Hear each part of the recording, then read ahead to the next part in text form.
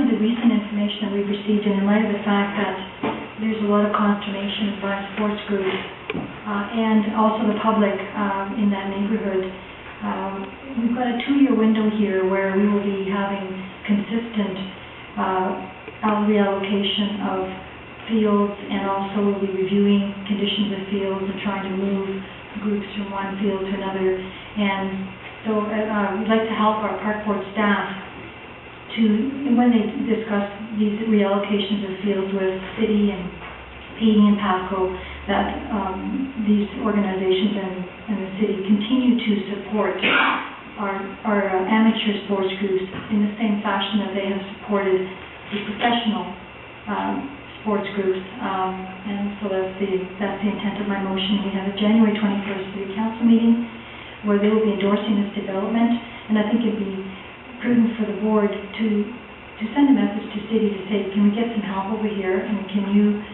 prevail upon PAVCO and PAVCO for their continued support over the next 2 years, that field users will be involved.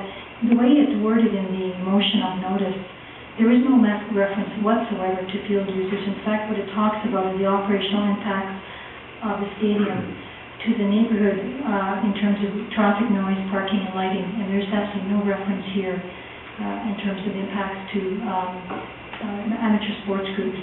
And the other thing is that in addition to the amateur sports groups, I think that community is dying to hear from this park board that they have been ignored through this process, and even though it's not in the resolve, it is in the whereases. And I think it just would behoove the board to acknowledge the concern of the community about the lack of consultation. This is not a critique of the city. This is more like, okay, let's do things differently from this point onwards. And I think just everybody needs to hear that this park board is advocating for the community and for the users, and that organizations like the PAVCO and PAVCO, they have the resources and the influence and the contacts to be able to assist park board, because we can't do it by ourselves. I'd like to speak to this. I will be supporting Commissioner Woodcock's motion as presented.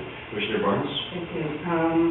I would like to say thank you to Commissioner Woodcock for bringing this motion forward, and I will be supporting it as well. I think it's, it's definitely something that the board has to step up to and realize that decisions like this need to be brought to the board and also to the people in the community, that they do deserve the opportunity to speak before these decisions are made.